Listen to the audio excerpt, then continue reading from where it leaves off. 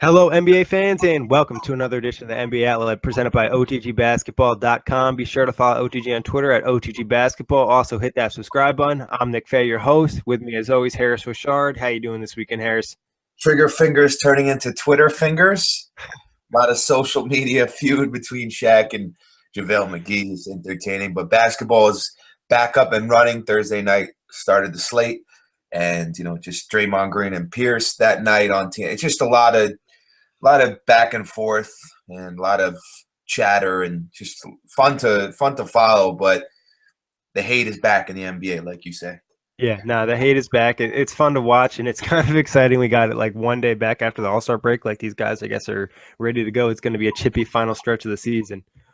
But we'll start with the Warriors and Clippers. We got that game back on Thursday night. So I think it was either in the first half of that game, Paul Pierce I think he said something to Draymond Green, and Draymond Green was over by the free throw line in the rebounding portion. And Draymond was like, no farewell tour for you. They don't love you like that. You're not Kobe, all these things. And then Pierce responded on Twitter by saying, you thought you were going to win a chip because you had 73 wins or something along those lines. What are your thoughts on this?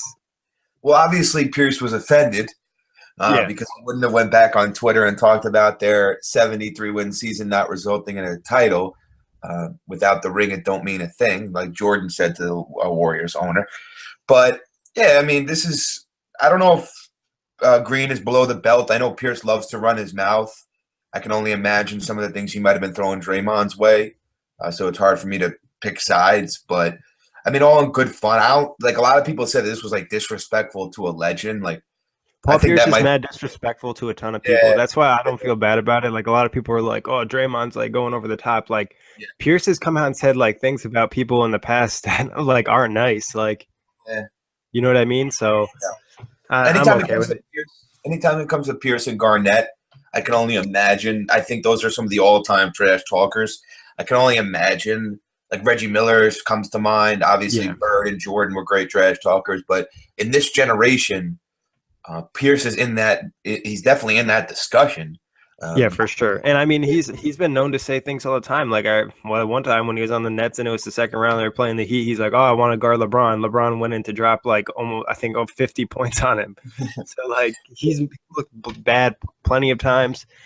And if I'm Draymond, I just kind of laugh about it because obviously I think he's going to win another championship. So, yeah, I mean, Pierce is, even though he's had a tremendous career, he's definitely not Kobe Bryant. He's not amongst the players that, Tim Duncan in that category where exactly he announced their retirement. He's, definitely in Boston. He got his love, but that's probably it. It's not going to be anywhere else where he has that kind of respect amongst players around the league and fans to that level. But I think what he did to Draymond, who knows? Like, who knows what was said, like we mentioned. But it's one of those things where, Twitter, you're going to go to Twitter with it. And just like this, we'll talk obviously a little later probably about the Shaq and Javale thing. It's social media has opened up a new, not only for fans, but players to attack each other, I guess. Yeah, it's pretty funny. But talking about this Clippers-Warrior game, the Warriors won. The Clippers had a pretty decent lead in this game. I think they had a double-digit lead at one point, and they were rolling. And then the Warriors, obviously, Steph Curry started to splash. And the Warriors have beaten the Clippers 10 straight times. Now, everyone tries to make a big deal out of this matchup all the time because there's a little extra feud. But if the Clippers aren't winning, it doesn't really matter. It's not really a rivalry. Yeah, the Clippers had a 12-point lead at half and were playing pretty well without CP3. And then it turned into the Steph Curry show again, vintage Steph, and 50-point third quarter. And they seem to have their number. And I think if you look back at all of the epic explosions of the Warriors, it feels like the Clippers are on the other end almost half the time. They've beat them 4 times this year, a couple times by 20 plus, one time by 40. And it just feels like sometimes this Clipper team is victim, well, not sometimes, a lot of the time, of these offensive explosions. Well, talking a little bit about the Clippers, obviously, this is a big season for them because I think, Blake Griffin and Chris Paul could possibly be free agents. Do you think, like, losing to the Warriors like this, and if they have, they don't really have a successful postseason, it's just time. It just makes sense to kind of blow this thing up, right? it's definitely a possibility. I thought if they were able to add a piece, obviously there was a lot of discussion with Melo, but I thought if they were able to add a piece, this would be a team that could make a push. There was a couple years ago where I thought that in the playoffs they would pose a threat to the Warriors. They beat the Warriors in 14, like we've mentioned before. And then I thought if they got a chance the following year, and then last year should have had that opportunity if not for the injuries. But there's a little cloud over this team. They might be a little snake bitten. They've had some unfortunate injuries. A lot of injuries to their best players too. Not to make excuses for them. Last night had an opportunity to win a game against San Antonio and weren't able to finish. And the basketball scheduling gods were not very kind to them with the back-to-back with the Warriors and the Spurs coming out of the break. But I think this is definitely going to be the last hurrah. I think, especially if it's a first-round exit, there's definitely going to be movement. Yeah, I mean, I just think, they're not going to beat the Warriors. It's kind of obvious if they lost them 10 straight times. And like you mentioned, some of these games aren't even close. It's just like, what's the point of this team? You know what I mean? If you're not going to get past them anyways, and you're just going to – they have all this money locked up to their three main players, and it really prevents them from adding other pieces. But you mentioned it before, another beef, Shaq and JaVale McGee. So obviously Shaq has had Shaq in a fool, and JaVale McGee has been the star. For reasons he did to himself. Like, it's not like Shaq is making up these footage or is like photoshopping it. This is like JaVale making mistakes on the floor. And then on Thursday night, Shaq posted a little video. It was, I think, called Dr. Strange, where he kind of went in at JaVale McGee a little bit more on some of his mistakes. So JaVale went to Twitter. He posted, "Shaq, get my nuts out of your mouth." And he said, "I'm done responding, I think. Last thing I think about." He woke up, and I was the first thing on his mind when he made that video. That ain't weird to y'all? And then he also wrote, "Maybe he's in love with me. Maybe I should be flattered." Then Shaq responded, "Don't be acting like a G. I'll smack the shit out of your bum ass. You're done looking at your dumb ass. Now, since you're a good team, you want to act like you're a player. Now stop it. You'll only be remembered for Shaq and a fool." And then JaVale McGee responded, "Oh, we're threatening people now. Kids, kick rocks, you old bastard. You ain't done shit. All that's on my mama's stick." And then Shaq responded, "We're going to see how tough you are when I see your ass. Bum ass McGee. Hashtag bum ass McGee. Hashtag bums acting like players. Hashtag clown ass baller. Hashtag you need more people." And then McGee's last one, "Forget being a good team. I'm a grown man. You had these nuts in your mouth for 5 to 6 years. You thought I was going to stay silent." And that, with the cherry on top to this whole thing. Well, and then also Shaq posted a Twitter picture of a bum on the street with JaVale McGee's face photoshopped on it. Yeah, well, the cherry top, for me, the cherry on top of this whole thing is that the Warriors have contacted TNT, Nick. The Warriors want this to stop. They've actually reached out to Turner Sports and have advised and want to advise Shaq to stop taking shots at JaVale McGee. I think that's only going to make it worse. And something that I texted you about. Especially with Shaq. With Shaq, I think it's like the type of personality that's not going to really like, all right, like you're not going to tell me what to do. Yeah. And on top of that, Bully Shaq is now joining Charles and just pissing these current players off. Now, it's one thing for it's LeBron, and Barkley's criticism of LeBron and that whole thing on TNT. It's another thing, I think, to start, to attack somebody that's not even in that caliber. It's different because now KD had come out and defended JaVale, and Shaq attacked KD and said, "Don't come into this. This is not about you. This is not." I mean, this is like a fake real feud. I don't even know how to describe it. I always thought there was a kind of joke to it in that JaVale kind of accepted the joke. He's like, "Whatever, man, I've done some silly things, and I know I'm not the smartest IQ basketball player out there." And on the YouTube video I just watched a couple of days ago, there was an interview, and he called like Shaq an old bastard or whatever, like, "Shaq, you old as dirt," or whatever. And I didn't think, like, this was a couple of years ago. I just thought that there was an understanding that, like, there was the joke between the two and that it wasn't going to escalate to this level, and it seems to have gotten. Yeah, and it was a more friendly type of thing, and it was kind of accepted. Yeah. And I mean, I think McGee probably didn't mind as much because he wasn't getting much spotlight in the NBA, and it was kind of like And I mean, like at one point he was just hanging around it. He hopped on the Warriors this year, and obviously they've helped reinvent his career, and he's done a great job with them. So, I mean, I understand McGee's point. It's obviously frustrating, especially when you're trying to like reinvent yourself and develop a positive status rep in the league. It does suck. So, but from TNT's perspective and any media perspective, they're just gonna do what sells. They're gonna make fun of him if he's on the court and he's tripping and falling and throwing the ball into the third row or over the basketball hoop. People are gonna see it regardless. It's just funny, man. To me, I don't think it's specifically JaVale McGee that they like target him. If there was another player in the league who had made as many like clumsy mistakes as he did on a consistent basis, they would obviously be in there as well. But like, I could see both sides of the story. But I mean, maybe Shaq doesn't go quite as hard as JaVale, but I think like he could still be on Shaq and full. Like the Warriors can't really tell them like, oh, you can't put him on. Advise him not to put him on there. Like tell him not to like throw the ball over the hoop or trip on the floor or dribble the ball out of bounds. So, I mean, we'll see what happens with that. There was an interesting point that somebody brought up on Twitter that for the Western Conference Finals, they usually do TNT on set or on the arena, so they'll be around each other possibly. Yeah, it's funny. It's funny, man. And is this one of those situations where, like, it's not gonna? We both know this is probably not gonna escalate. What's gonna happen? Is Shaq and McGee are gonna fight? McGee's going to go after Shaq on the court. It's not – I think it's going to die down a little bit. If Westbrook and KD it's going to die down, then this will probably die down as well. And it will – I don't see this getting any worse than it already is. I think at some point or another this is going to figure itself out.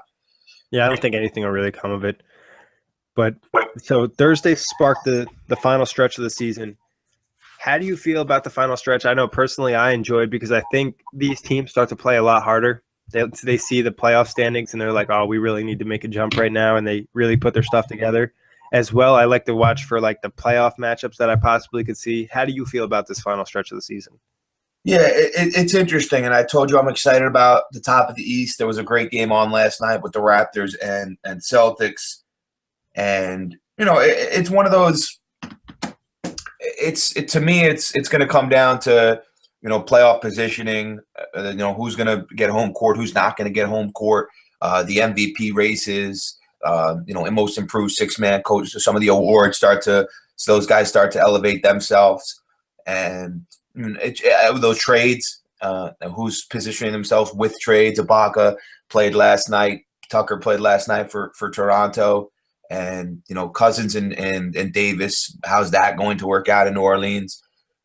Like you mentioned, now that we're around the corner, it's March, just about to be March. We only got a couple months left and 20-25 games left to another postseason, and it's exciting stuff.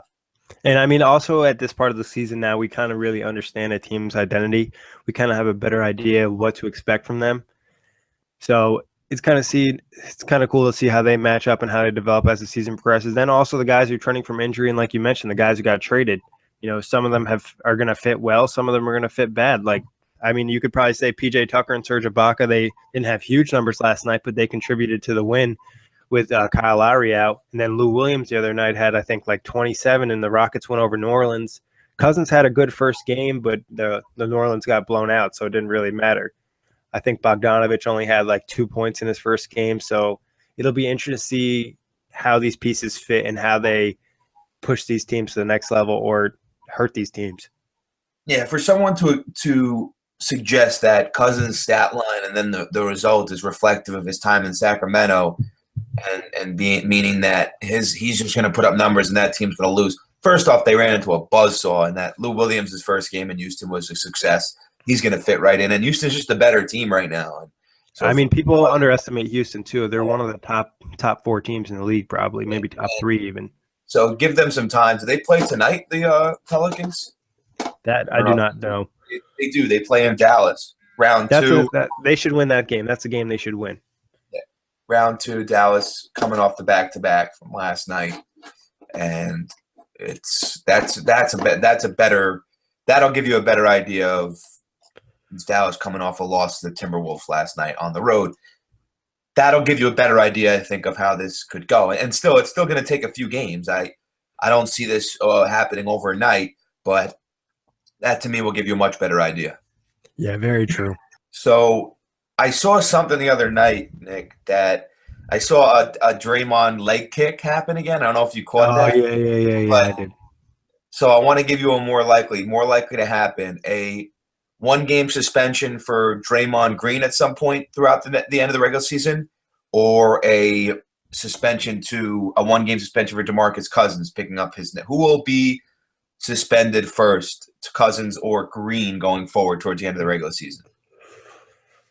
That's really tough. Cousins only needs one more tech, right? Yeah, so Cousins, I think Cousins, I'll go with Cousins just because he only needs one more tech, and that's pretty hard just for him not to get one tech over the next 20-plus games. Draymond would probably have to do something pretty bad to get suspended or like rack up a couple more techs. But I mean, Draymond's second in techs right now? I would have to think so. And then he was pretty pissed the other night, though. He was kind of going a little crazy. I think it was Thursday night. Yeah. So, I mean, Draymond has definitely some issues with his emotions, but DeMarcus's situation with the techs, I think he's definitely probably a lock to get. Just, he does get a lot of bad calls, and I can just see a game at the end, and then just one tech. And it's not even that hard to get a tech nowadays, so. And yeah, well, that bench, the Warriors bench got a tech the other night. That was after Draymond got, it was taken out of the game, and then Durant made a shot, and the whole bench erupted, and I think they all it looked like they were coming on the floor, which resulted in a technical. And with the kick thing, it's like at this point, and he even mentioned this on his podcast. I told you Draymond's now got Dre Day or whatever. He's got a podcast now. He had even mentioned that it's not something he's doing intentionally. It's like a voluntary, involuntary motion or movement that he has in his body. But that one the other night, how is that not? At this point, I'm just wondering how is that not intentional? Yeah, I mean, it's just like nonsense, kind of. So, I mean, I'm sure the NBA has to probably see this stuff and say something to him about it, or I wouldn't be surprised if they have a meeting with him, just to be it's getting to the point where you're just don't kick that much and kick so high. Yeah. So it's just like you're putting other players in danger because you kick somebody in the eye, kick them in the mouth, kick them in the nose, you could cause some pretty serious damage. It's not like Draymond's wearing kid-sized shoes. Yep. No, for sure. And it's dangerous. And so him and Cousins, I would be interested to see if his behavior is better when he is with Davis. I think it will. I think he already understands this situation and that he's going to be on better behavior in New Orleans in general, just because he doesn't want to have the rep of Sacramento. And he understands that. It's not like he's a stupid guy. He understands what's going on. Yep. So, and I think Davis will help too. We said this before on our Fast Break podcast. Davis is kind of calm and collected. So this will they're a nice little fire and ice, as DeMarcus said. Yep, 4th and 5th leading scorers in the league, and they'll go against Dallas tonight in round 2 of Fire and Ice. Yep, and I'll be at MSG watching the game with no Porzingis or Embiid. So lucky me. Good. Have fun at the game tonight, Nick. And I know your girlfriend is leading a performance at halftime. It is at pregame. Her dance studio, the classes she teaches, is performing. So shout out to them, Allegra Dance Studio. There you go. That's going to be a good time. Yes, sir. But that wraps it up for today. Thanks, everybody, for listening, and enjoy your weekend.